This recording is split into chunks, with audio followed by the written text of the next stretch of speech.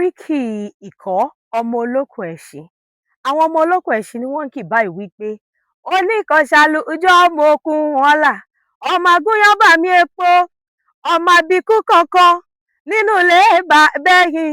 Mẹ́bẹ́yìn lọmọ agúnyán dúdú, wọ́n gbé fàlejò dúdú. Ọmọ agúnyán pupa fàlejò pupa, ṣàlùjọ́ ṣe bẹ́ẹ̀ pupa fàlejò pupa, ó ṣe gbogbo ẹ̀ ní pupa ní pupa. Ojú tí yán pupa, ojú tá àlejò pupa, nílé bàbá tó bí yín lọ́mọ. Ọjọ́ òkú àbábákú, gbogbo ẹ̀ ní kan gógó gógó nínú ilé bàbá yín. Oníkọ̀ ọmọ okùn ọlà, ṣàlùjọ́ ọmọ olókùn ẹṣin Ọ̀yọ́lé. Ẹ sọ fọ́lọ́kùn ẹṣin Ìbàdàn kó má bolókùn ẹṣin Ọ̀yọ́lé jẹ́, nítorí ẹni bá bọ́bá kú la mọ̀ sólókùn ẹṣin. Èyí tí ó bọ́bá kú la mọ̀ sólókùn ẹran nínú ilé bàbá yín. Àmọ̀kẹ́ lèmi jẹ́ ọmọ bàbá Bílí onílù.